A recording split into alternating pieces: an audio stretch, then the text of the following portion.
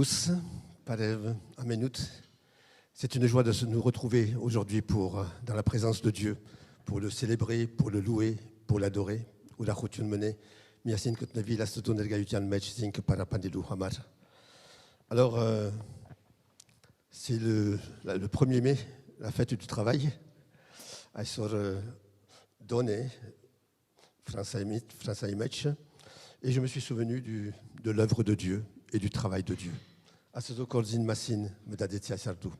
Les cieux racontent la gloire de Dieu et l'étendue manifeste l'œuvre de ses mains. Asfaz, Grenang Desnel, ir Sterzakozutian Mech, Yavir Park, Ais Sterzakozutian Mech. Et j'ai vu que ce matin, bien des gens étaient dehors en train de vendre du muguet. Yavshader, Aïsor Zarik, Gezachen, voilà, et je pense qu'ils ont travaillé, ils se sont préparés pour vendre ce muguet. Et nous aussi, nous voulons nous préparer pour sentir l'odeur de Dieu ce matin et pour accueillir sa présence parmi nous. Je voudrais saluer aussi tous ceux qui nous écoutent sur Internet, que Dieu vous bénisse. Tout à l'heure, nous aurons un service de Sainte Seine et ceux qui sont chez eux, vous pouvez déjà maintenant vous préparer à participer à la scène avec nous. Prions ensemble. Arotenk Miasin. Seigneur, je voudrais te remercier et te rendre grâce pour ce moment que tu nous accordes d'être ensemble dans ta présence ce matin. Nous voulons, Seigneur, te remercier, Seigneur, pour les œuvres que tu as accomplies, Seigneur. Et la plus merveilleuse des œuvres, c'est lorsque tu es venu jusqu'à nous, que tu es monté sur une croix pour porter nos péchés et que tu es ressuscité. Quelle œuvre merveilleuse! Par cette œuvre extraordinaire, Seigneur, tu nous as ouvert la porte du royaume, le pardon des péchés et la vie éternelle. Merci, Seigneur Jésus, que ton nom soit béni. Et nous te remercions, Seigneur, pour ta présence ce matin. Kezi parkudang ignavor hair ku eskanchilik nerut hamar ovder. Yevan mena metz eskanchiliket ku nergayutunet yergu hazar dari arachi garmin chev mezi yevrache yelar mer pergutian hamar. Ovder guzen kezi parkdal paravorel ornel shunragalutun haitnel ovder. Yevay sardu guzen kuarchevet ketnevil yev Medzaharel, kezi mer aotnerov, mer yerkerov, yev kezi medigenelov. Ortnial la sireli Jesus. Amen. Amen. Amen. Nous allons laisser la place à la louange.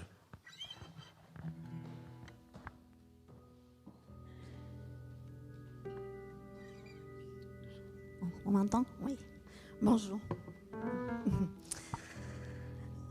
Cette semaine et les semaines précédentes, ce mois-ci, nos bases ont été un peu ébranlées. Et quand les bases sont ébranlées, c'est bien de se rappeler sur quoi nos pieds sont ancrés, en quoi nous sommes ancrés. Alors je vous propose de vous lever et de chanter ces deux chants qui sont un peu vieux, certes, mais qui nous permettent de nous rappeler sur quoi nous avons posé les pieds et en quoi nous croyons et quelle certitude nous avons avec notre Seigneur.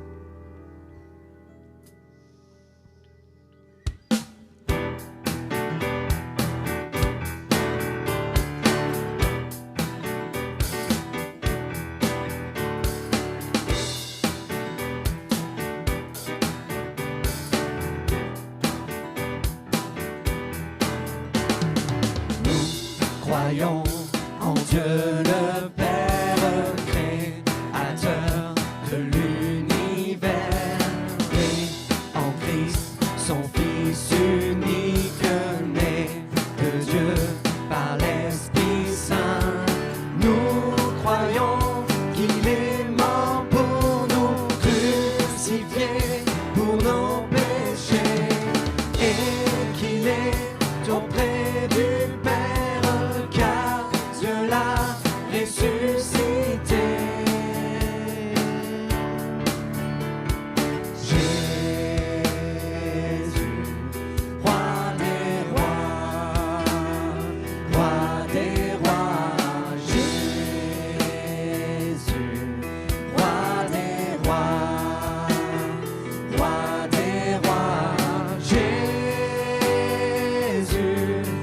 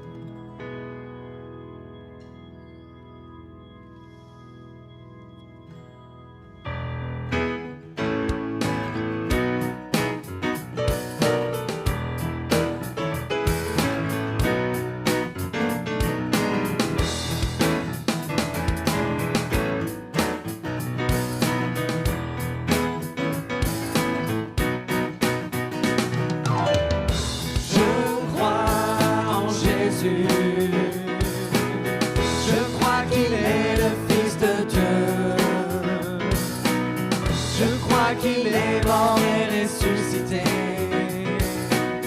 Je crois qu'il a payé pour tout. Et je crois qu'il est ici, présent au milieu de nous, tout puissant pour nous guérir et par sa grâce nous pardonner. Je crois en toi, Seigneur. Je crois que tu es le Fils de Dieu. Après ta mort, Dieu t'a ressuscité. Je crois que tu as payé pour tout. Et je crois que tu es là, présent au milieu de nous, tout puissant pour nous guérir et par ta grâce nous pardonner. Tout puissant pour nous guérir et par ta grâce nous pardonner.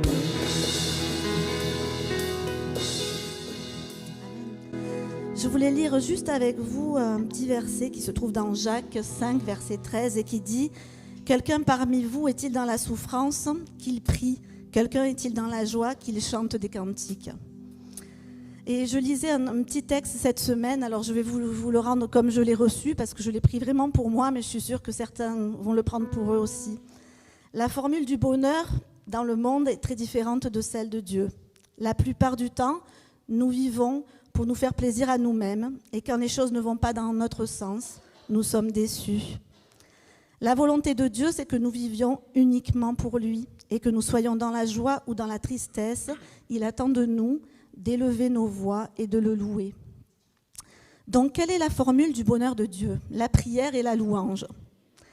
Ça semble simple, mais on sait bien que ça ne l'est pas. Imagine que nous soyons en souci pour une personne dont la situation semble très délicate. On crie à Dieu, mais son silence nous refroidit. Alors on s'arrête de prier, on arrête de demander et on abandonne. Ou bien sûr, on fait la base, les prières quotidiennes qu'on a apprises par cœur depuis qu'on est petit, mais louer Dieu, il n'y a pas moyen. Dieu nous demande de continuer à demander, de continuer à chercher. Quand nous passons dans des temps difficiles, de rester dans notre bulle de prière et de passer du temps avec notre Père céleste. Prier et louer. Quand nous sommes face au silence de Dieu, il ne faut pas le prendre comme de l'indifférence de sa part. Pendant que nous attendons, continuons dans un esprit d'espoir, de prière et de louange. Voilà, c'est ce que je veux vous laisser ce matin. Ce n'est pas toujours facile, mais continuons dans un esprit d'espoir, de prière et de louange, à aimer le Seigneur et à le louer. Et la chanson qui vient, le chant qui vient, il dit que le Seigneur est merveilleux dans tout ce qu'il fait. Pas seulement ce que nous, on croit merveilleux, mais dans tout ce qu'il fait.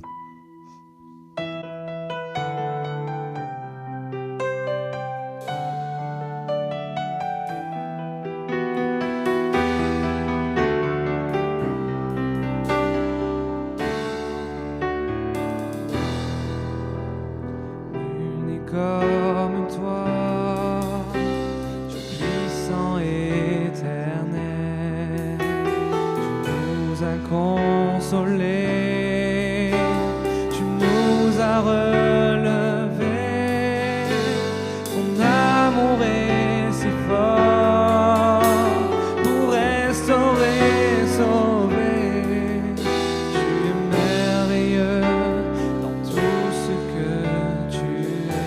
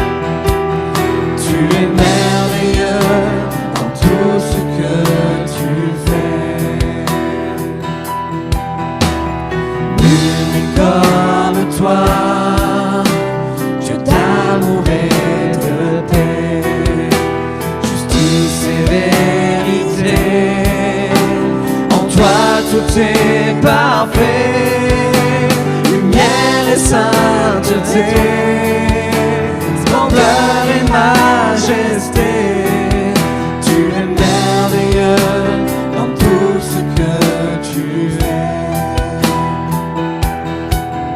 Tu es merveilleux dans tout ce que tu fais.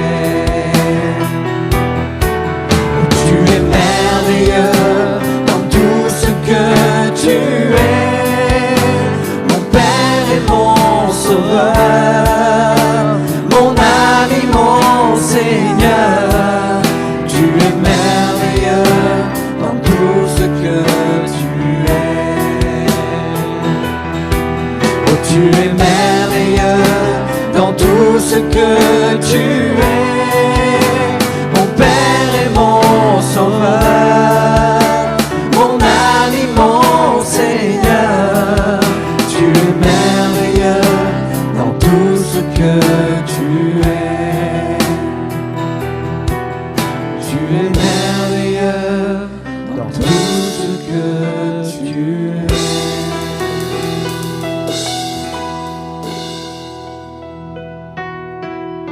Alors on n'a plus qu'à s'abandonner.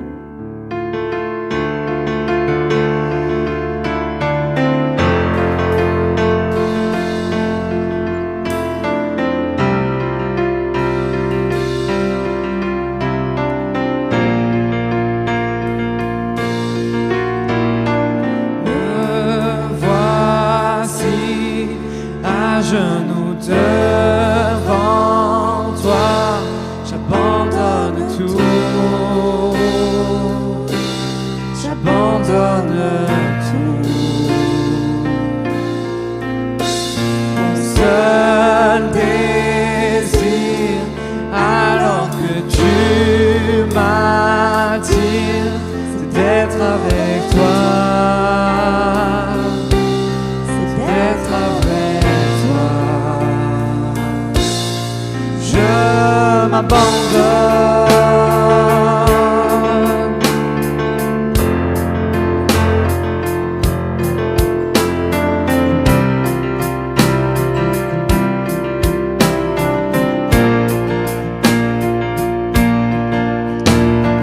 Par ta grâce, viens inonder mon âme. J'ai besoin de toi. J'ai besoin de toi. Les bras ouverts, tu entends ma prière. Parle à mon cœur. Parle à mon cœur. Je m'abandonne. Je m'abandonne. Je veux te connaître plus.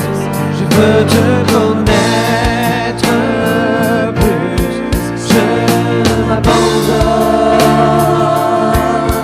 Je m'abandonne. Je veux te connaître plus. Je veux te connaître plus.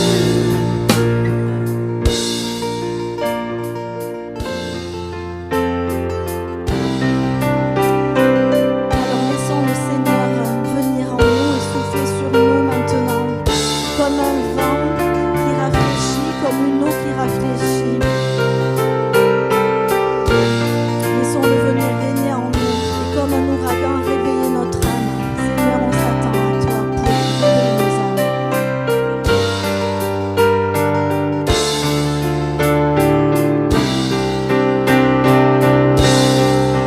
Tel un vent puissant, souffle maintenant.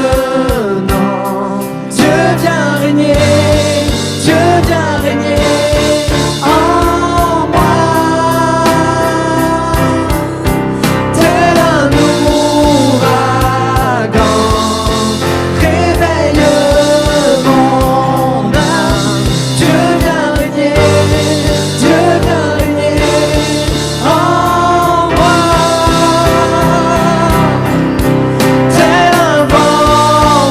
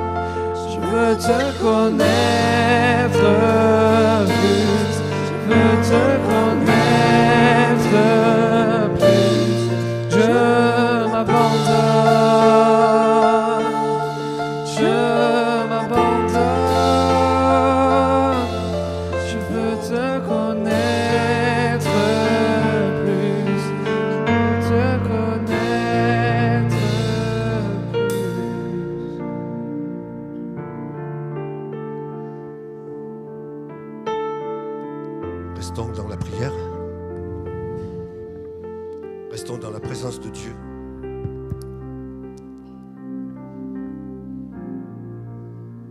Le Seigneur n'est pas loin de toi.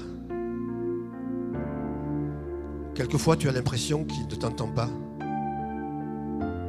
qu'il est loin ou qu'il ne s'occupe pas de toi. Mais toute la parole de Dieu nous enseigne que c'est un Dieu présent. Un Dieu qui a toujours le regard sur ses enfants, pour les encourager, pour les entourer, pour les aider, pour leur apprendre aussi ses voies. Un Dieu qui a toujours son regard aussi sur les hommes. Un Père qui désire encore sauver. Le Seigneur n'est pas loin de toi.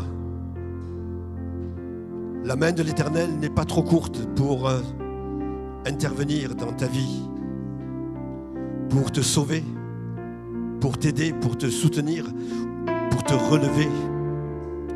La main de l'Éternel n'est pas trop courte non plus pour te pardonner. Parce que quelquefois, nous, et bien souvent, nous nous détournons de lui, consciemment ou inconsciemment. Mais le sang de Jésus a coulé pour le pardon de nos péchés, ceux d'hier et ceux d'aujourd'hui et ceux de demain. Le Seigneur n'est pas loin de toi et il est capable de tout régler d'une manière ou d'une autre, même si quelquefois tu ne comprends pas ce qu'il fait ou comment il fait. Il te demande de continuer à avoir la foi et de continuer à lui faire confiance. Der kumodote, heruche, kesmov gesparvi, der mishke desne, kide kueskatsumneret, inch for gespases, inch for gehontres gerese. Kanivor inkne der, inkne asfats. Seigneur, je voudrais te remercier parce que tu es là maintenant. Tu es là et tu es le Tout-Puissant, Seigneur. Et tu es le Tout-Aimant. Seigneur, ta bonté est infinie, ta grandeur est infinie. Tu es aussi insondable, Seigneur, c'est vrai. Mais tu nous as prouvé à la croix combien nous pouvions avoir confiance en toi jusqu'au bout. Et je te bénis et je proclame ce matin, je proclame ta victoire sur l'adversaire. Je proclame ta victoire sur le péché.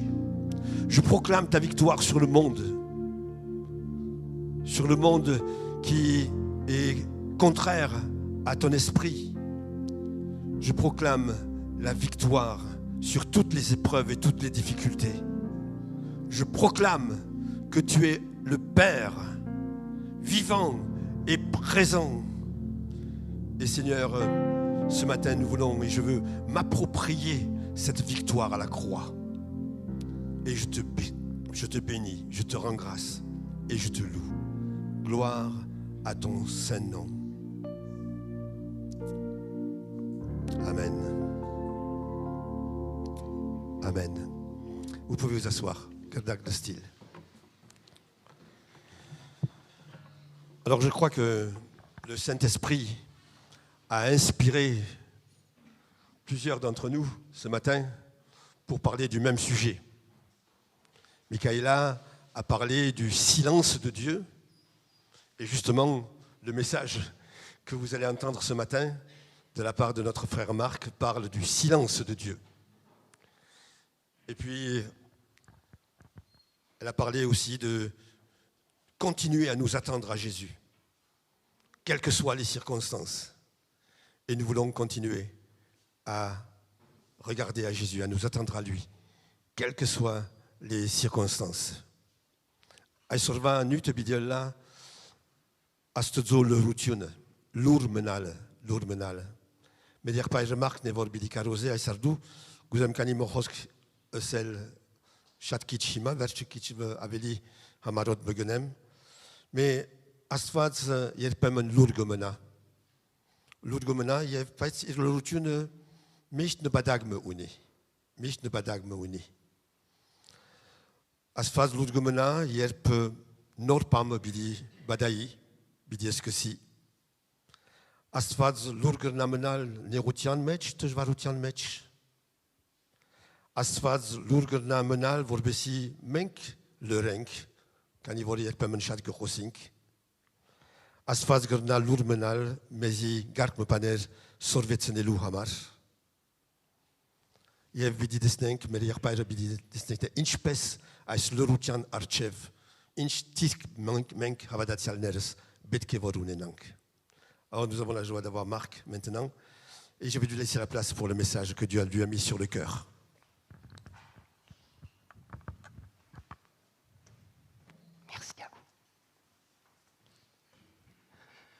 Bonjour à toutes et à tous. Dans la Bible, vous savez qu'il y a un verset qui dit « Dieu parle 2 fois, une fois j'ai entendu ceci ». Et c'est étonnant comment le Saint-Esprit conduit les choses. Je croyais, Michaela, que tu savais de quoi on allait parler aujourd'hui. Et c'est vrai que j'aimerais partager avec vous quelques réflexions sur un thème délicat. C'est un thème qui nous dérange. On ose peu en parler. On est plutôt attiré par son contraire. C'est pourtant un thème bien présent dans les Écritures. Souvent, c'est un thème évoqué directement. Parfois, il est caché. Ce thème, c'est le silence. Mais pas n'importe quel silence. Plus précisément, pas le silence de n'importe qui, mais le silence de Dieu, les silences de Dieu. Si Dieu parle, et il parle de différentes manières, il garde aussi le silence et de différentes manières, et pour plusieurs raisons. Pourquoi Dieu garde le silence? Quelles sont ses raisons? Que veut-il nous enseigner à travers ces silences? D'une manière générale, Dieu est un Dieu qui parle. La voix de l'Éternel parcourait le jardin d'Éden. Dieu dit à Noé, fais-toi une arche. Dieu dit à Abraham, je ferai de toi une grande nation. Dieu dit à Moïse, va vers Pharaon, fais sortir mon peuple. Dieu dit à Josué, je serai avec toi partout où tu iras. Dans le psaume 29, la voix de l'Éternel retentit sur les eaux avec puissance et majesté. Dieu est un Dieu qui parle. Tantôt d'une manière, tantôt d'une autre, nous dit Job. Il peut nous parler quand nous lisons sa parole, par des pensées qu'il suscite en nous, par des amis chrétiens, à travers une prophétie, par les circonstances que nous traversons, parfois par des songes ou des visions. Mais si Dieu est effectivement un Dieu qui parle, il est aussi un Dieu qui garde le silence. Et son silence nous perturbe, surtout quand nous passons par des situations difficiles dans nos vies.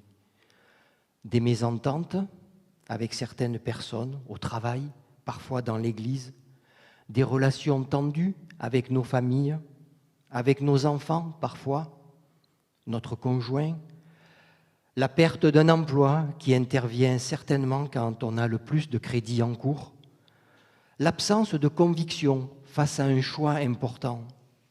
Et je ne parle pas d'un accident grave, de l'annonce d'une maladie incurable ou d'un décès. Qui est épargné? Pourtant, nous savons que Dieu n'est pas indifférent. Il connaît tous nos problèmes, il les connaît même à l'avance. Et il est tout-puissant pour les résoudre. Alors, pourquoi est-ce qu'il n'intervient pas? Comment expliquer ces situations? Qui ne désirerait pas en permanence la présence de Dieu et constater que toutes ses prières sont systématiquement exaucées? En réalité, les choses sont plus nuancées. Nous traversons tous des périodes où nous ressentons concrètement la présence de Dieu avec des réponses précises et des temps où Dieu semble se cacher et parfois même des temps de traversée de désert. Et il n'est pas facile d'avouer qu'on est dans une période de silence de Dieu. On se demande pourquoi ce silence? Combien de temps ça va durer? Quand aurai-je une réponse? Est-ce de ma faute? Qu'est-ce que je peux bien trouver dans les Écritures? J'aimerais nous rappeler ce matin que dans les psaumes, certains auteurs n'ont pas eu peur de décrire ces moments de silence. Ils expriment leur incompréhension, leur amertume, leur déception. Et c'est écrit dans la parole de Dieu. « Mon âme est toute tremblante, et toi, Éternel, jusqu'à quand? Pourquoi te tiens-tu éloigné? Pourquoi te caches-tu dans les temps de la détresse? Jusqu'à quand, Éternel, m'oublieras-tu? Jusqu'à quand me cacheras-tu ta face? Jusqu'à quand aurai-je des soucis dans mon âme et chaque jour du chagrin dans mon cœur?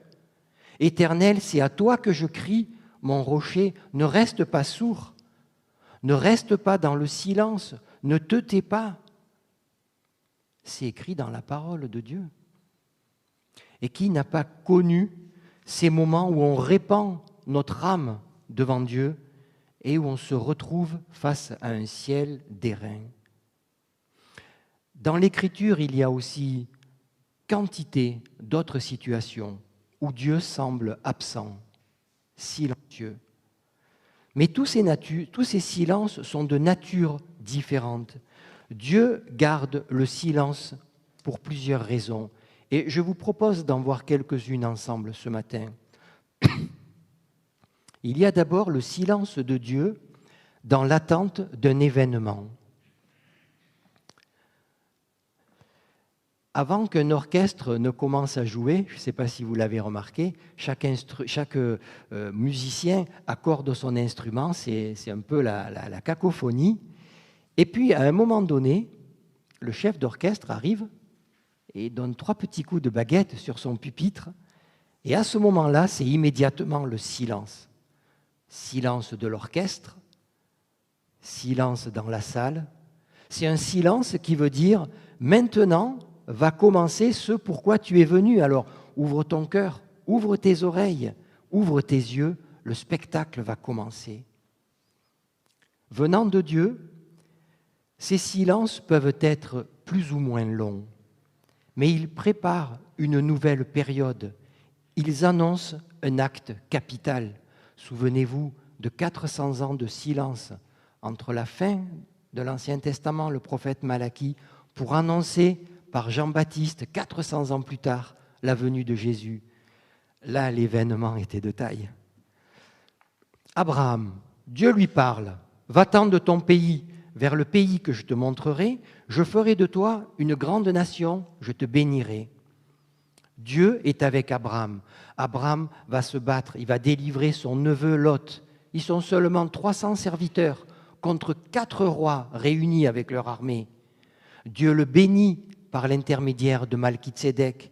Et Dieu lui dit encore une parole, « Celui qui sortira de tes entrailles sera ton héritier. » Et Abraham l'a cru, il l'a cru profondément. Il avait 75 ans. Sarai, sa femme, 65 ans. Et puis, plus rien. Silence de Dieu pendant 11 ans. Alors, face à cette attente un peu trop longue, Sarah a une idée. Et ensemble, ils veulent aider Dieu. Ismaël est né par Agar, la servante. Dieu ne dit toujours rien. Jusqu'à ce qu'il reformule sa promesse, Abraham a alors 99 ans et Dieu lui réapparaît pour lui confirmer que Sarah va bientôt avoir un fils. Il aura 100 ans et Sarah 90 ans quand la promesse se réalisera. 25 ans de silence.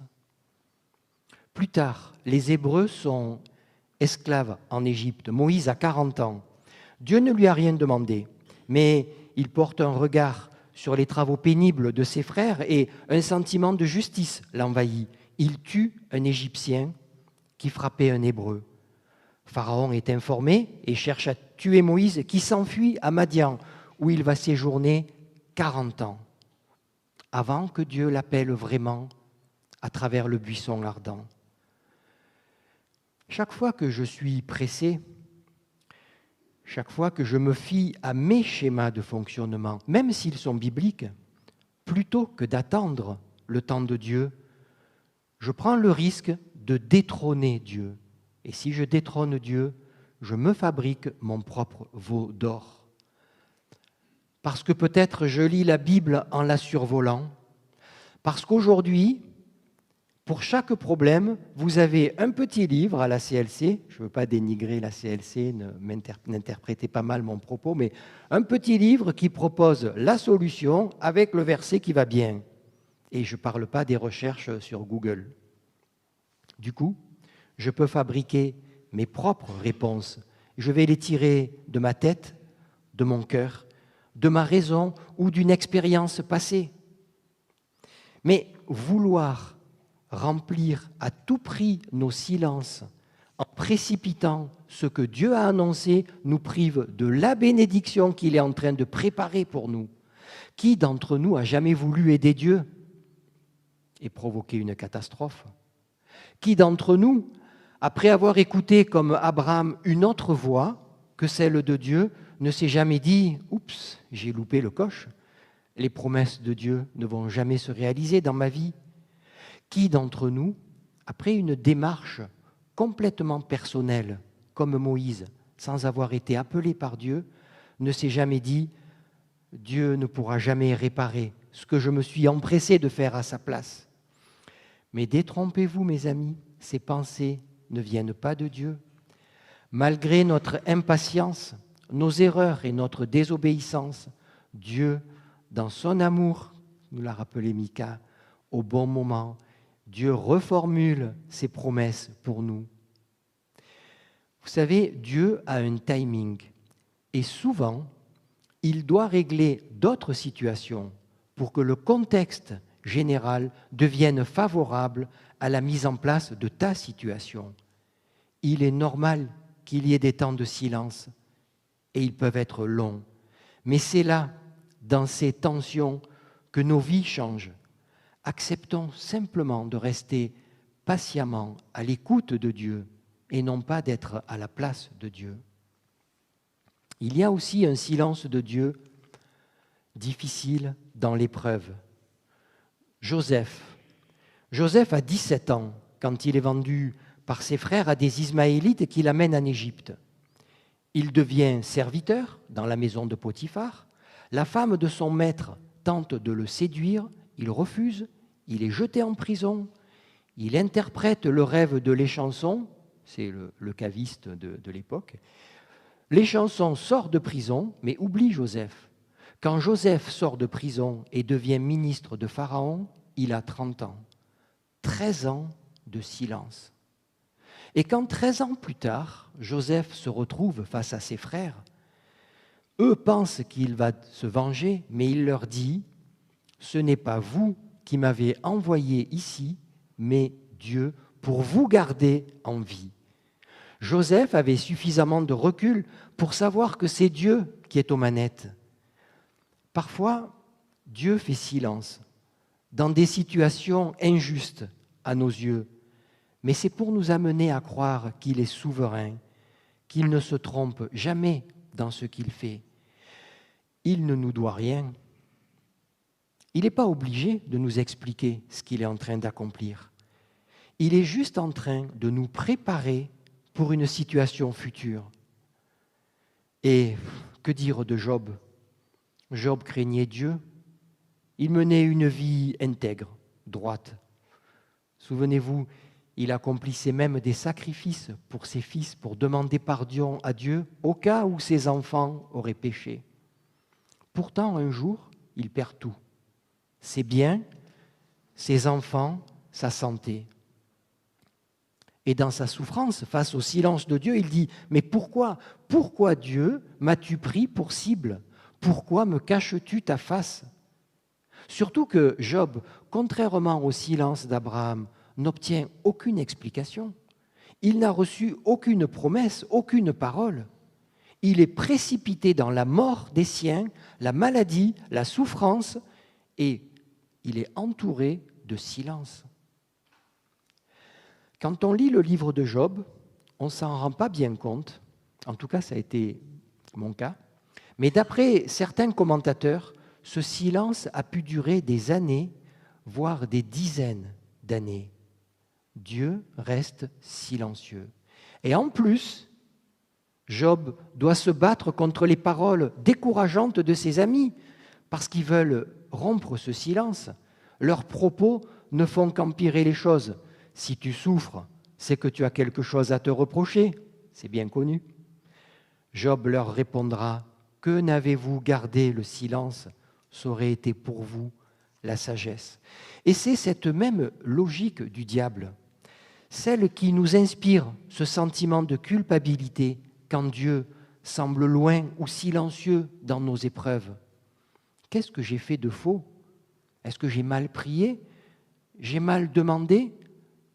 À coup sûr, Dieu ne doit plus m'aimer, j'en vaux pas la peine. Comment comprendre ce silence dans les souffrances de Job, quand dans une situation difficile, avec quelque chose de trop lourd sur ton cœur, tu as demandé à Dieu de te sortir de là, de résoudre le problème, et rien n'est venu, comme si Dieu n'entendait pas, n'écoutait pas, comme s'il était absent. Job avait compris que ce silence ne veut pas dire absence. Le silence de Dieu ne veut pas dire que Dieu se désintéresse, bien au contraire. Et Job dira à la fin de son livre, « Mon oreille avait entendu parler de toi, mais maintenant mon œil t'a vu. » Si tu te demandes où est Dieu pendant l'épreuve, souviens-toi que le professeur reste toujours silencieux pendant l'examen. Jérémie a dit, « Il est bon d'attendre en silence le secours de l'Éternel. » Le silence de Dieu dans l'épreuve est un temps où Dieu t'observe pour voir ta réaction face aux difficultés que tu rencontres. Et en fin de compte, il te prépare. Il y a aussi un silence de Dieu qui précède un jugement. Un silence de Jésus face à Hérode. Vous vous souvenez le verset, lorsque Hérode vit Jésus, il eut une grande joie, car il espérait lui voir faire quelques miracles. Et il l'interrogea assez longuement, mais Jésus ne lui répondit rien. Est-ce que j'attends seulement de Jésus qu'il me réponde en faisant quelques miracles dans ma vie ? Et le silence de jugement le plus terrible,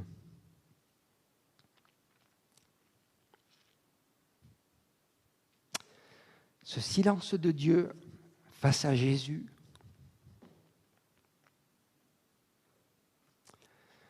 le silence de Dieu le plus court, mais le plus assourdissant, au milieu du silence des moqueurs, du silence de toute la ville, dans d'épaisses ténèbres résonne ce silence de Dieu. Le jugement de Dieu est tombé sur Jésus. Jésus est devenu péché. Pas pécheur, mais péché. Celui qui n'a pas connu le péché, il l'a fait devenir péché pour nous, afin que nous devenions en lui justice de Dieu. Et vers la 9e heure, Jésus dira « Élie, Élie, lama sabachthani » mon Dieu, pourquoi m'as-tu abandonné ?» Il y a aussi des silences de jugement que Dieu annonce parfois à l'avance. Lorsque les Israélites demandent un roi, Dieu annonce à l'avance par la bouche de Samuel, « Ce jour-là, vous crierez contre votre roi que vous aurez choisi, mais ce jour-là, l'Éternel ne vous répondra pas. » Le silence de Dieu peut être puissant pour annoncer un jugement. Pendant l'époque des juges en Israël, où chacun faisait ce qui lui semblait bon, même les fils d'Élie étaient méprisants envers l'Éternel. Pourtant, ils étaient sacrificateurs. Conséquence, la parole de l'Éternel était rare en ces temps-là et les visions point fréquentes. Parfois, nous n'entendons pas sa voix parce que nous voulons vivre notre vie. Sa réponse ne correspond pas à ce que nous attendons. Parfois, Dieu nous dit, pas maintenant, plus tard, pas comme tu le demandes. Alors, moi le premier, on parlemente, on insiste, on voudrait qu'il change d'avis. Et alors on dit non, mais attention, quand je dis non à Dieu, lui, il écoute. Et pas besoin de dire non 2 fois, et il se tait. Dieu est patient. Dieu est très patient. Dieu est extrêmement patient, mais Dieu n'est pas infiniment patient. Il y a une limite qu'un homme, ou même une ville ou une nation, ne doit pas franchir. Une limite d'indifférence, une limite dans notre défiance face au Dieu vivant. Et à partir de cette limite, Dieu n'entend plus, il ne répond plus. Et si tu as l'impression que Dieu se tait, c'est peut-être parce que tu t'es trop éloigné de lui dans ta vie. Tu t'es peut-être détourné de lui parce que d'autres choses t'ont attiré. C'est, je crois, le point à vérifier en premier. Et quand tu seras sûr que ta responsabilité n'est pas en cause, tu pourras chercher d'autres raisons. Dieu connaît nos limites. Il sait que nous ne sommes pas parfaits. Et même si ce silence est de notre faute, il n'attend qu'une chose, c'est qu'on revienne à lui. Il est toujours prêt à accueillir les enfants qui reviennent vers lui, les bras ouverts, comme ce que vous savez, ce jeune fils qui dit à son père « Donne-moi mon héritage ». Comme il est tout près de lui, son père, il l'entend, il l'écoute et il répond à sa demande. Ce fils part pour un pays lointain, loin de son père. Là, il dilapide tout dans la débauche, mais le père n'est plus là. Il est trop loin. Et quand le fils n'a plus rien pour survivre, il y a une grande famine, il travaille en donnant à manger à des cochons. Vous vous rendez compte pour un Israélite? Mais le père est trop loin, il n'est pas là pour le conseiller. Alors il se dit, je vais retourner vers mon père et lui dire, Père, j'ai péché contre toi. Et c'est ce qu'il fait. Et dès que son père le voit de loin, il l'aperçoit, il se jette à son cou, il l'embrasse et lui dit, mon fils, tu étais perdu, mais te voilà retrouvé. Si tu vis un temps de silence de Dieu comme un jugement, alors laisse-toi sonder par Dieu et reviens vers lui. Sonde-moi, ô Dieu, et connais mon cœur. Éprouve-moi et connais mes préoccupations. Regarde si je suis sur une mauvaise voie et conduis-moi sur la voie de l'éternité. Dieu fait aussi parfois silence pour provoquer notre silence. Parfois, il fait silence face à nos paroles incessantes. Il est parfois presque obligé de garder le silence face à notre surplus de paroles, de prières. On pense souvent que plus on prie et plus Dieu nous écoute. Mais parfois, son silence nous dit « Arrête de prier et écoute. Arrêtez et sachez que je suis Dieu, je domine sur les nations. » Vous savez, la prière juive la plus célèbre, le Shema Israël, commence par Shema, écoute. Moïse dira au peuple, avant de traverser la mer, « Les Égyptiens que vous voyez aujourd'hui, vous ne les verrez plus jamais. L'Éternel combattra pour vous et vous, gardez le silence. »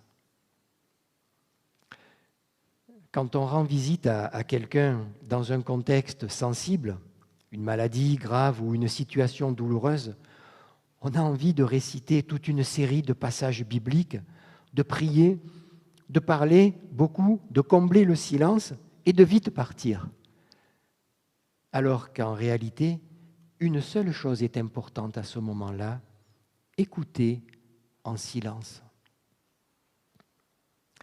Dieu fait aussi silence par pédagogie. Jésus a dit « J'ai beaucoup de choses à vous dire encore, mais vous ne pouvez pas les comprendre maintenant. » Nous demandons en fonction de ce que nous savons, de ce que nous voyons, mais Dieu voit beaucoup plus loin. Il sait bien tout ce qui arriverait s'il exauçait toutes nos prières, ce que nous ignorons. Combien de catastrophes surviendraient si tout se passait comme nous le souhaitons? Et je ne parle pas des prières contradictoires.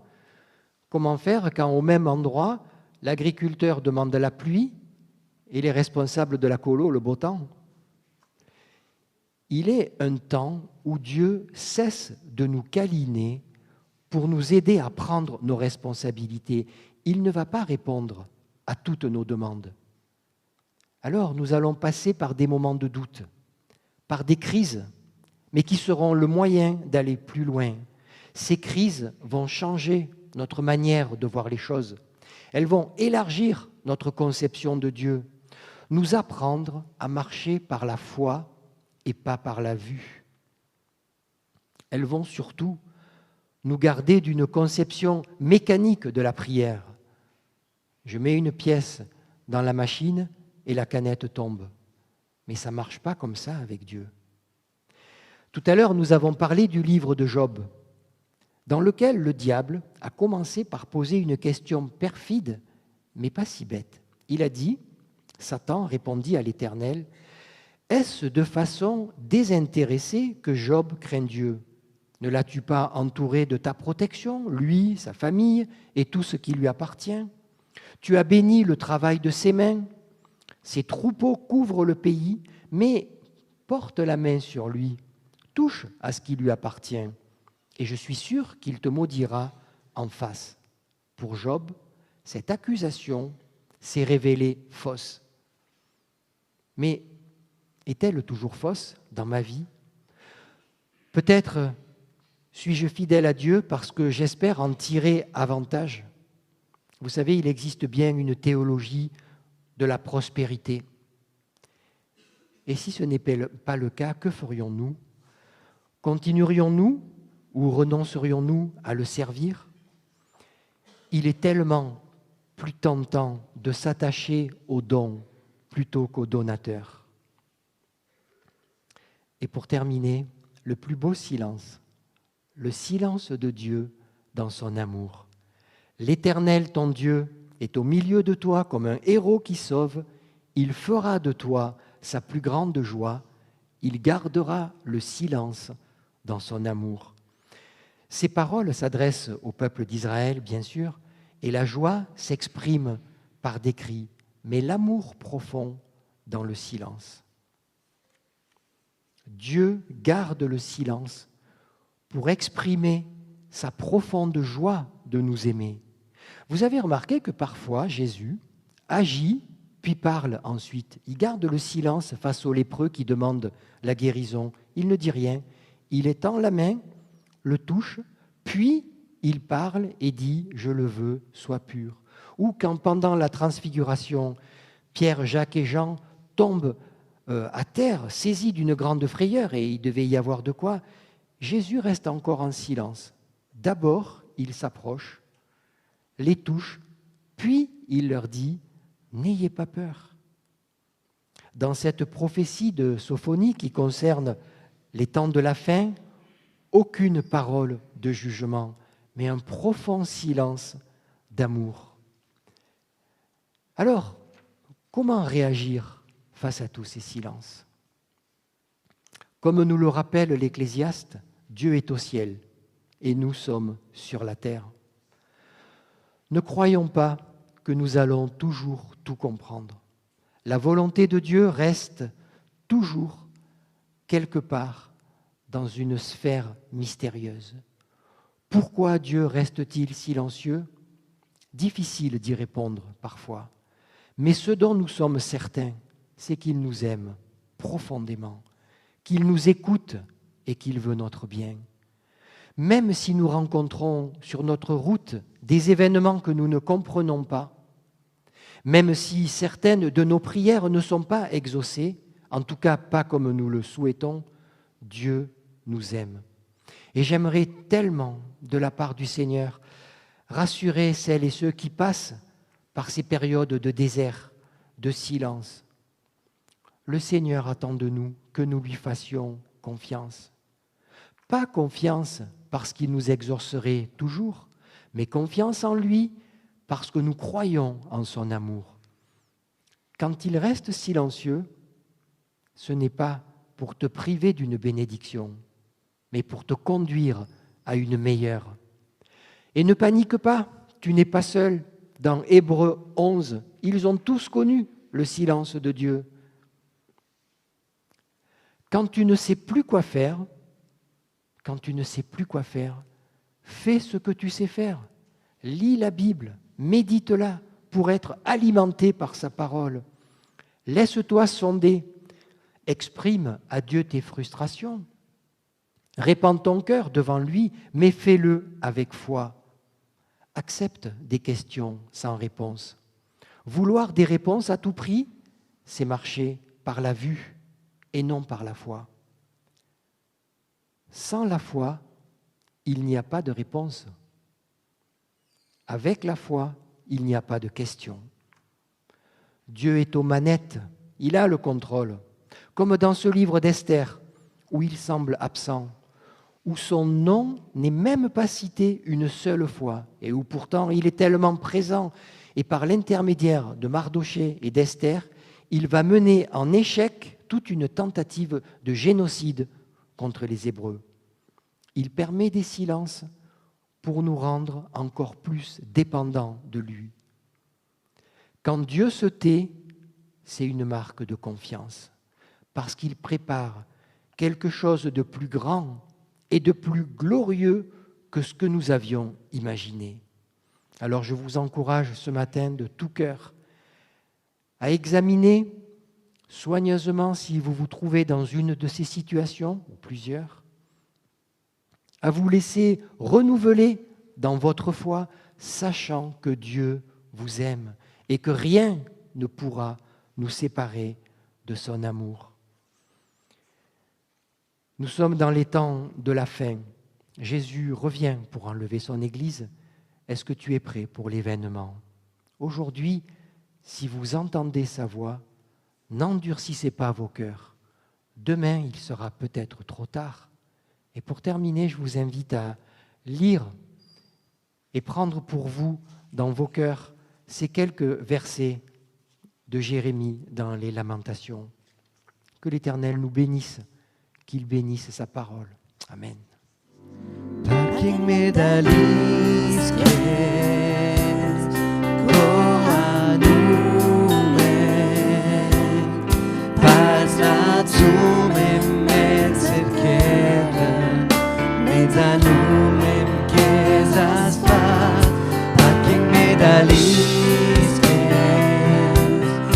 koanumen pasnatsumem metzerkeren medanumem kezaspat inchmetes tu hörasneries kadaru Çögamega Kisnaman Om potsai saslarun Inchmetes tu hörasneries kadaru Çögamega Kisnaman Om potsai saslarun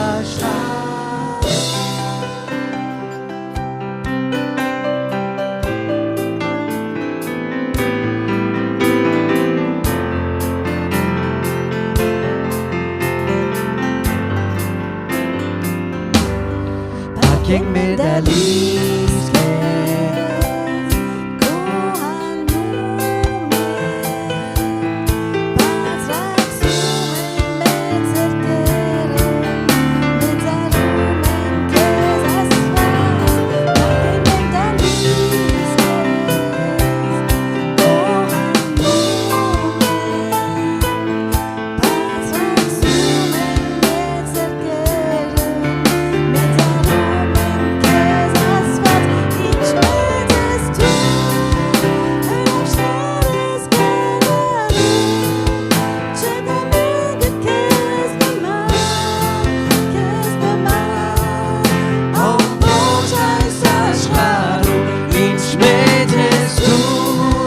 Hörasneries kadaru Çögamega Kisnaman Om pochai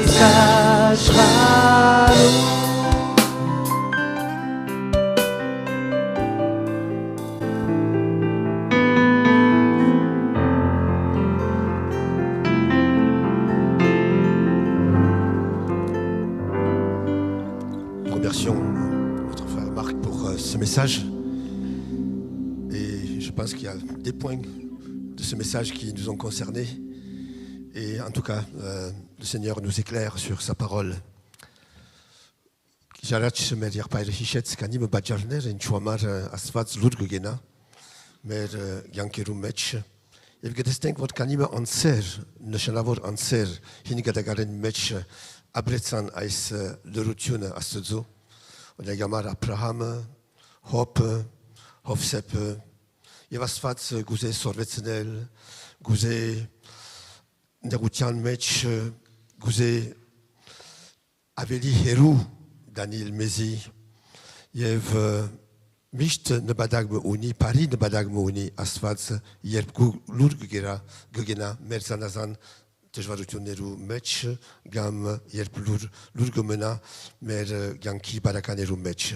Paismeng inch betke, inch tirk betke unenank, Astzol de Rutian Archev, inch forkidenk vor Asfaz Mezgesire. Yevasiga Shat Garevore Hichel, Asfaz Shat Gesire. Yev Mez Gesire. Me digene, Yev Mer Paringouze. Asfaz Gouze Mer Parin Yev Gupendre. Yev Ink Lurgomena, Watchte vor Chuser Ornel Mezi, Haba Aveli Mez Ornutian me Gouze, Daniel, Yev Arashnortel. Yev Cheskider inch betke vor Enes, Eure inch vor Kides Enel. Asinken Surpkirk Garta. Medadze Surpkirkin Vera. Yev Astuzoarchev ku Horus Deret Tir, ku Sirdet Tape, Paits Havatkov. Een tournee voor Amen Harsumneret Badaschan Chunin. Asiga betke voor een toening. Je hebt een bijman Badaschan Unenal, Gunneshenage Miain Achkov, Hedevil Hisusi, Pais Vochte Havatkov. Arans Havatki Badaschan Chega, Havatkov Harsumchega. Uramen Chomodnang voor Asfaz Ink. En même temps que Garavare. Le Garavare, il y a que tout l'adré, lourd menal, vol bessimeng à la veli garvats lang iren. À la veli gabvats lang iren. Il y a asfats lourgomena, ou la men il gormen vestautiun mené, merhantep. Il y a asfats lourgomena, vorovedev, aveli met pam gebadraste, aveli paravor pam gebadraste. Mezi Hamar. Meng vercin, jamanak de rumech que nevink. Jesus medica, il est guéritin, hapestagelu Hamar, artiok tun badrastes. Tun badrastes, aistepkin. Aisor, que c'est à ce zochoske. Il était il signe le 6, qu'au sirdet michestatsner. Amen. Merci encore pour ce message. Nous voulons prendre ensemble la Sainte Seine maintenant. Et je voudrais lire un passage. Dans Matthieu 26. Matthieu 26, verset 17. À partir du verset 17 jusqu'au verset 19. Et puis un passage un peu plus loin. Donc Matthieu 26, à partir du verset 17. Matthieu savait daran que ça ne va être que lourd, das ne yotiror tramaren spécial vidigartam. Voilà donc ce que dit ce passage. Le premier jour des pains sans levain, les disciples s'adressèrent à Jésus pour lui dire « Où veux-tu que nous te préparions le repas de la Pâque ?» Il répondit « Allez à la ville chez un tel et vous lui direz « Le maître dit, mon heure est proche. Je célébrerai la Pâque chez toi avec mes disciples. » Les disciples firent ce que Jésus leur avait ordonné et préparèrent la Pâque. Achagertner, Aishadvadin Mech, Zadig Badrastitsin. Et puis, je continue un peu plus loin, à partir du verset 26, que ça ne va être. Pendant qu'il mangeait, Jésus prit du pain et prononça la prière de bénédiction. Puis le rompit et le donna aux disciples en disant « Prenez, mangez, ceci est mon corps. Alek gerek, aisei marmines, Il prit ensuite une coupe et remercia Dieu. Puis il la leur donna en disant, « Buvez-en tous, car ceci est mon sang, le sang de la nouvelle alliance qui est versé pour beaucoup, pour le pardon des péchés. Je vous le dis, je ne boirai plus désormais de ce fruit de la vigne, jusqu'au jour où je le boirai nouveau avec vous dans le royaume de mon Père. » Il y a deux choses importantes dans ce passage. La première, c'est le fondement même de notre foi et de notre espérance. Mer huisin yevavatkin him arach ais roskin mech. C'est la croix. Et il est question ici du corps qui a été brisé, mais du sang de l'alliance. Urtin ariune. C'est par son sang que Christ offre son alliance à tous les hommes. Il ariunove vor Christos urt ge harorte un tanur martots, ge nevire un tanur martots. Et c'est pour le pardon des péchés. Pour le pardon des péchés, c'est le fondement du salut. Merkelun urutian hamar et yev pergutian himne. Et il dit, buvez-en tous. Ça veut dire que non seulement Christ est mort sur la croix, mais il faut ensuite se l'approprier par la foi.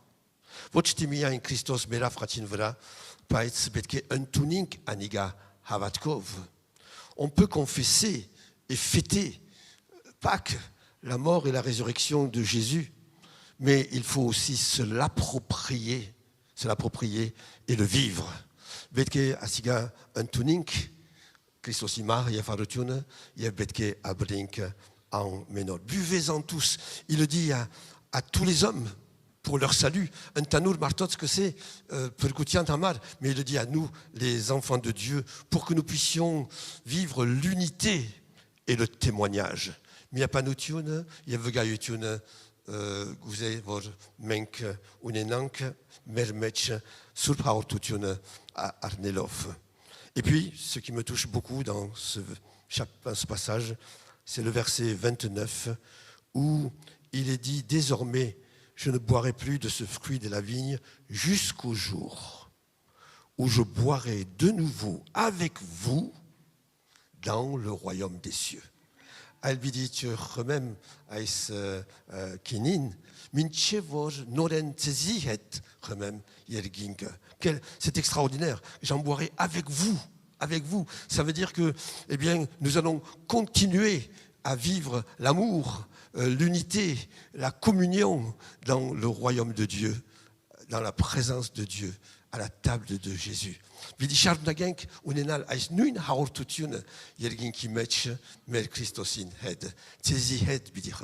Alors quelle joie aujourd'hui, quelle joie de savoir que par la foi, je me suis approprié le sacrifice de Jésus et j'ai reçu le pardon de mes péchés et le salut. Et quelle joie de savoir qu'un jour, avec lui, eh bien, en présence de tous les rachetés, eh bien, nous communierons ensemble et nous fêterons, j'allais dire, la victoire de Jésus à la croix. C'est une merveilleuse espérance pour chacun d'entre nous. Et lorsque nous prenons la scène maintenant, eh bien, nous remercions le Seigneur parce que, eh bien, grâce à lui, je suis pardonné et je suis sauvé. Mais grâce à lui, je sais aussi que j'ai aussi l'espérance de l'éternité avec lui dans son royaume. Que Dieu soit béni. Amen.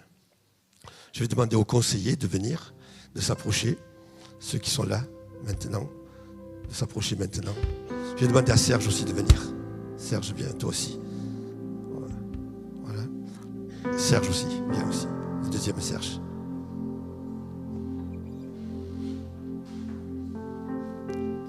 On va se mettre debout, Vutkivoda et Yelenk. Et en rapport avec le message qu'on a entendu ce matin, et avant de commémorer la mort et la résurrection de notre Seigneur, eh bien, je voudrais proposer un temps de silence, un petit temps de silence.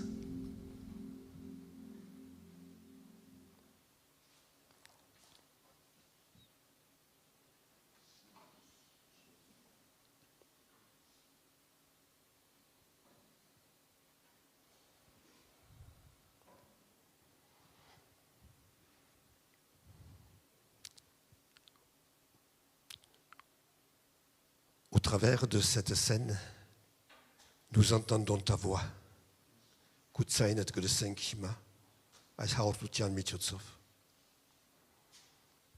Et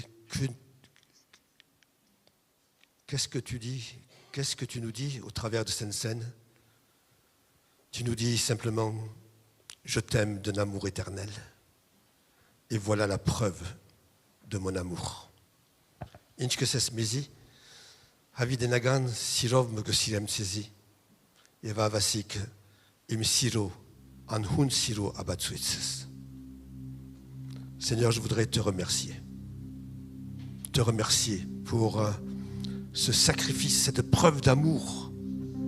Seigneur, là où tu as enduré le silence de ton Père, Seigneur Jésus, silence insoutenable, et pourtant tu l'as enduré pour nous, pour que nous puissions t'entendre, entendre sa voix au travers de toi. Merci Seigneur Jésus, nous te louons, nous t'adorons, et merci aussi pour le pardon de nos péchés, et merci pour la certitude, l'espérance vivante de ce qu'un jour nous serons assis dans les cieux avec Abraham, Isaac, Jacob, tous ceux qui nous ont précédés, tous les rachetés. Nous serons assis pour communier avec toi et pour nous réjouir dans ta présence. Que ton nom soit béni. Amen. Amen.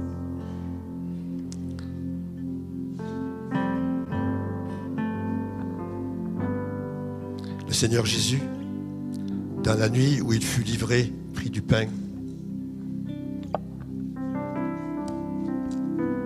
Et après avoir rendu grâce, le rompit et dit, « Ceci est mon corps qui a été brisé pour vous. »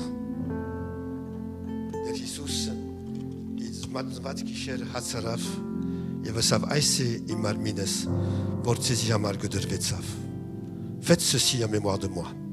Je vais demander à Serge de prier.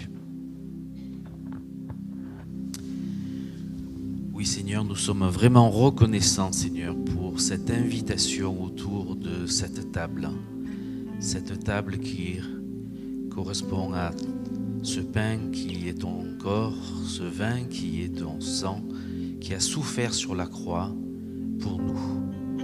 Vraiment, nous voulons venir Seigneur auprès de toi, te dire un grand merci. Merci Seigneur pour ce sacrifice.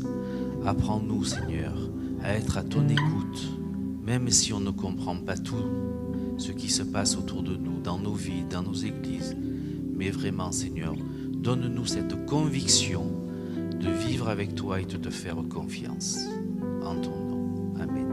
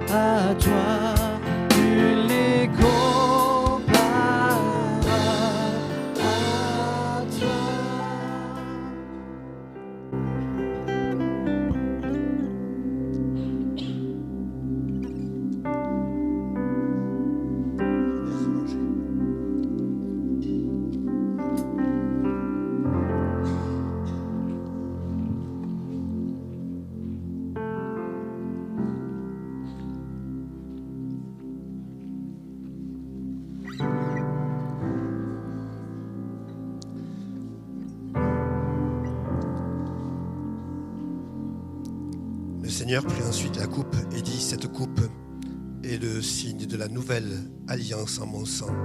Buvez-en tous. Pajag et Malian snor urtme en menketal remetsek. Je vais demander à Manu de prier. Oui Seigneur, merci. Merci parce que tu es venu, tu es mort sur la croix, tu as fait couler ton sang qui nous purifie. Oui Seigneur, merci parce que grâce à toi, nous pouvons être maintenant présentables devant le Père. Et Seigneur, nous voulons te dire que nous t'aimons et nous voulons te glorifier Jésus. Amen.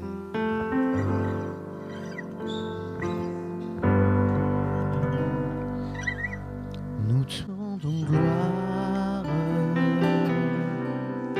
et honneur. Seigneur, nous levons nos mains vers toi et nous élevons ton nom. Nous te rendons gloire et honneur. Seigneur, nous levons nos mains vers toi et nous élevons ton nom, car tu es grand. Seigneur, tu fais des merveilles, nul n'est comparable à toi, nul n'est comparable à toi, car tu es grand. Seigneur, tu fais des merveilles, nul n'est comparable à toi, nul n'est comparable à toi.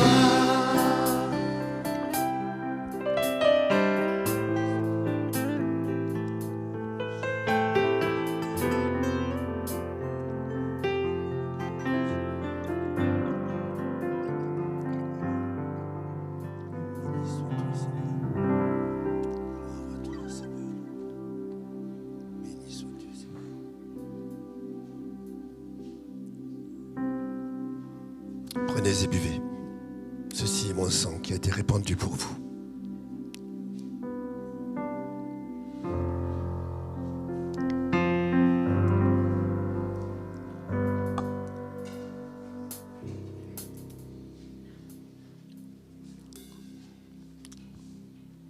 Pour clôturer ce moment de scène, j'ai la joie d'accueillir aujourd'hui Samuel Keyan. Samuel Keyan qui, avec son épouse et sa famille, ont beaucoup servi l'Union pendant des années. Il a été le trésorier de notre Union pendant des années. Il était beaucoup de fois à la source. Il a beaucoup servi. Et aujourd'hui, je voudrais les accueillir avec leur famille. Et je voudrais lui demander de prier maintenant avec nous.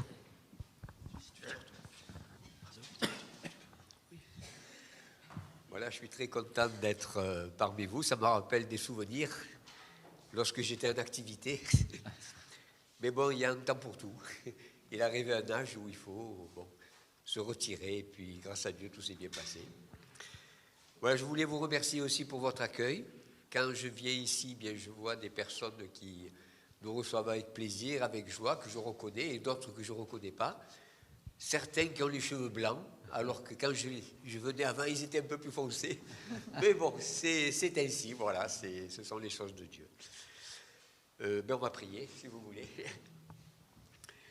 Je te rends grâce, notre Père Céleste, par Jésus-Christ, notre Seigneur, pour ta parole. Quand on y réfléchit, Seigneur, c'est un miracle que ta parole a traversé les siècles. Par ton peuple, tu nous l'as fait parvenir sous ta surveillance. C'est toi qui as veillé, Seigneur, pour que cette parole nous parvienne telle que tu l'as donnée à tes serviteurs. Et nous te bénissons pour cela.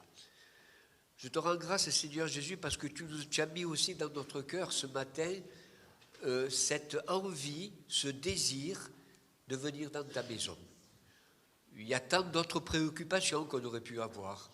Mais Seigneur, tu nous as appelés ici à venir. Et surtout, tu nous as donné une bonne santé pour venir. Nous pouvons marcher, nous pouvons voir, nous pouvons entendre, nous pouvons comprendre. Et surtout, tu nous éclaires par ton Esprit Saint lorsque ta parole est annoncée.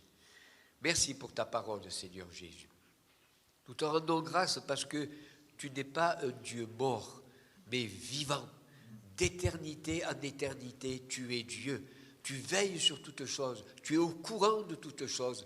Rien ne se passe sans ta permission et sans que tu le décides. Alors, nous voulons te dire merci, Seigneur, pour ta volonté, parce qu'elle est bonne, agréable et parfaite.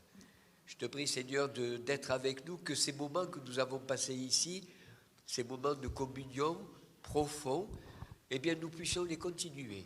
Il ne faut pas que notre vie s'arrête seulement le dimanche au culte, mais que par ta grâce, tu nous invites chaque jour à nous approcher de toi et à vivre aussi ces moments-là.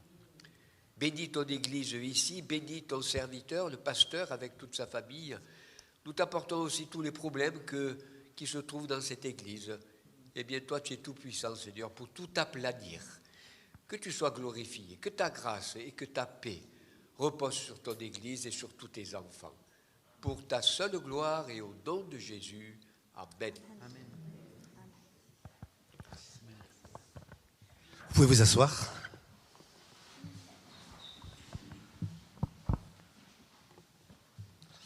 Voilà, je ferai quelques annonces avant la fin de notre culte. Tout d'abord, demain à 9h au Centrani, il y aura la mise sous pli du Pamper. Alors si vous avez du temps, si vous êtes libre, si vous pouvez venir, eh bien, ce sera avec joie qu'on vous accueillera pour mettre sous pli le Pamper. Var ardujam inin, mergetrone Centrani, Pamper biditorvi, bara nerumec. Il était à Zadek, il était jamanagunenak, gurnak kal. Une annonce importante, mardi soir, Yerek Chapti Eligun. Mardi soir, nous avons une rencontre régionale ici, à l'église. Masnavoj, Hantibumouning, Yerek Chapti Eligun, avec Saint-Antoine qui vont venir avec nous. Et ce sera une soirée sur un témoignage sur le Liban. Libani Veraperial Vega Yutun. Vous savez que le pasteur Gilbert Léonian, avec le pasteur Samal Barian, et d'autres personnes sont allées au Liban. Et mardi soir, ils sont ici pour apporter leur témoignage de ce qu'ils ont vécu au Liban. Badveli Levonian, Badveli Albarian, Yavorishner, Katien Libanan, Yavirek Chapti Ligun, Hosbidi Elan, Yabidi Nergayatsenen, Inchfor Abretsan, Lipanani Mech. Donc je vous invite vraiment à venir mardi soir à 20h30 ici à l'église pour cette soirée.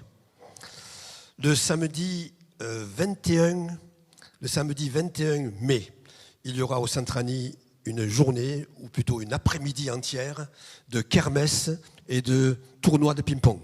Kermesse et tournoi de ping-pong avec les enfants de l'église, les enfants du Centrani. Voilà, il y aura toute une après-midi qui est préparée. Donc je vous invite vraiment à venir et à amener les enfants aussi, et vos petits-enfants également. Donc le samedi 21 mai. Dès maintenant, je vous annonce un week-end important, le week-end du 21 et 22 mai, c'est ça? Non, 22 mai, juin. Enfin, je regarderai, excusez-moi. C'est quoi? J'ai marqué dimanche 22. Dimanche 22, c'est quoi? C'est mai ou... Ah oui, c'est le même week-end que le tournoi. Oui. C'est le 21 et 22 mai. À Beaumont, nous aurons le pasteur Ketikian de Bulgarie. Donc, il y aura une soirée le samedi soir à Saint-Antoine, une soirée régionale.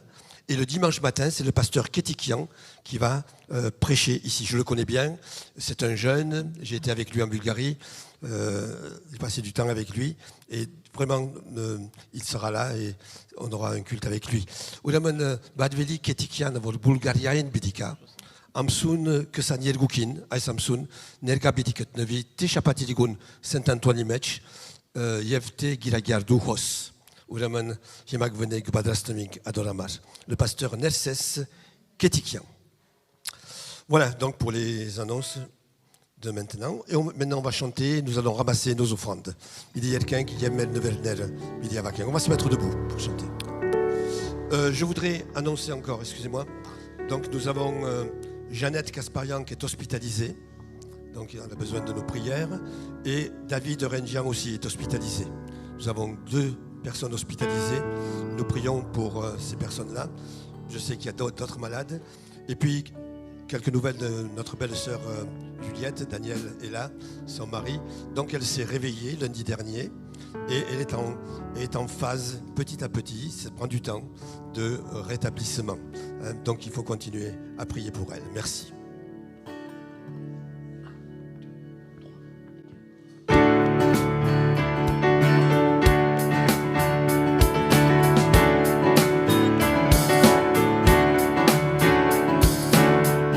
Notre Père, qui es aux cieux, que ton nom soit sanctifié, que ton règne vienne, que ta volonté soit faite sur la terre comme au ciel, comme au ciel. Donne-nous notre pain aujourd'hui et demain. Pardonne-nous nos offenses, comme nous les pardonnons à tous ceux qui nous ont offensés. Pardonne-nous nos offenses, comme nous les pardonnons, à tous ceux qui nous ont offensés. Ne nous soumets pas à la tentation, mais délivre-nous du mal. Ne nous soumets pas à la tentation, mais délivre-nous du mal. Car c'est à toi qu'appartiennent pour les siècles des siècles le règne, la puissance et la gloire. Le règne, la puissance, le règne, la puissance et la gloire. Le règne, la puissance et la gloire. Le règne, la puissance et la gloire.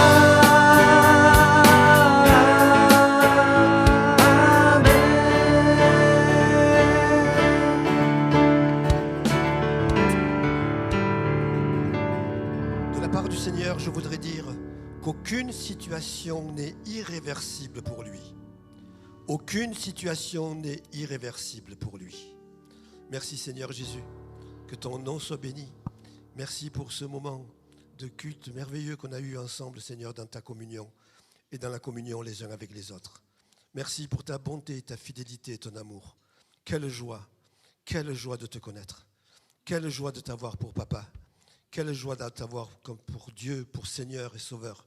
Quelle joie, Seigneur. Et nous prions que dans ces temps troubles d'aujourd'hui, beaucoup puissent te trouver, te rencontrer, trouver cette joie, trouver ce bonheur et trouver cette espérance.